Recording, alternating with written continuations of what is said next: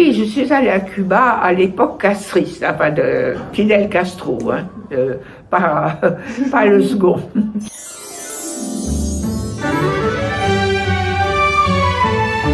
Et j'ai une amie qui voyageait beaucoup, avec qui j'ai fait certains voyages, et l'avantage c'était, on n'était jamais nombreux, là on était 8. Alors, en étant 8, on peut voir pas mal de choses, et on a en même temps pas mal d'indépendance, j'ai remarqué. Parce qu'à l'époque de Castro, les touristes, enfin maintenant il y a encore certaines restrictions pour tout le monde, mais c'était pas, à l'époque c'était différent. Alors on est donc parti pour Cuba avec un groupe de 8. Alors on est arrivé, les formalités se sont faites à l'aéroport sans problème.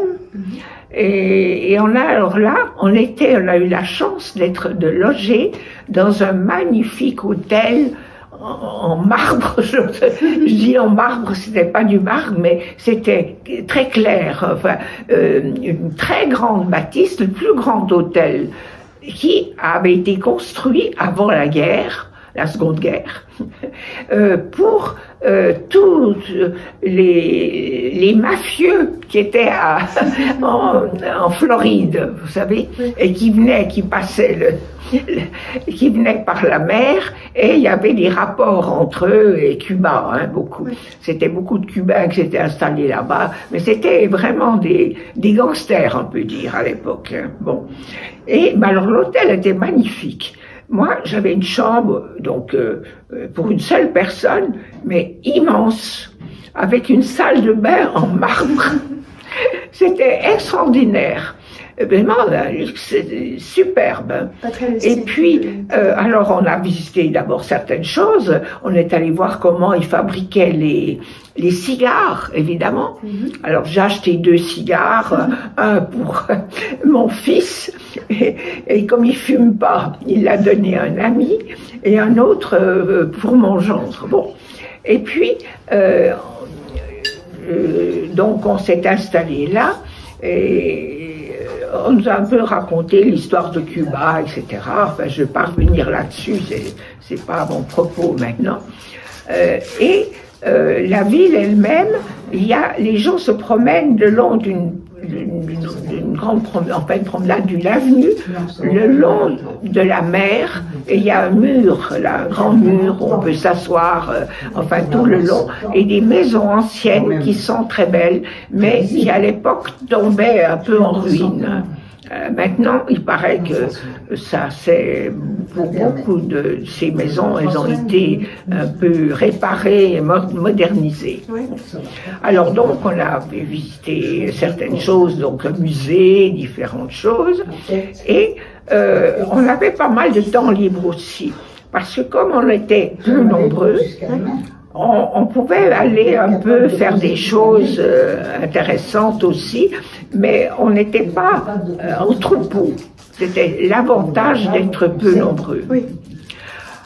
Alors, après avoir visité donc un musée, et alors ce qui frappe quand on arrive là-bas, évidemment, à Cuba, c'est, vous avez sûrement vu des photos, c'est des voitures. Vous savez, c'est des voitures d'avant-guerre. Très anciennes. Des voitures américaines immenses en couleur, et les Cubains sont très forts pour les réparer.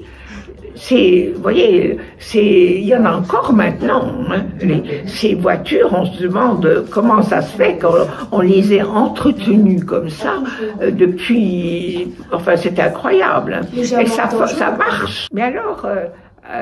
on est allé aussi, ensuite on a fait un grand tour, on est allé dans une ville plus petite que Cuba, pas très loin, et là, parce que les Français étaient venus dans le passé à Cuba, là-bas, et il y a une maison par exemple qui ressemble à une maison bretonne, et puis l'intérieur, des tableaux français, et vraiment, on se serait cru en France et en France autrefois, quoi.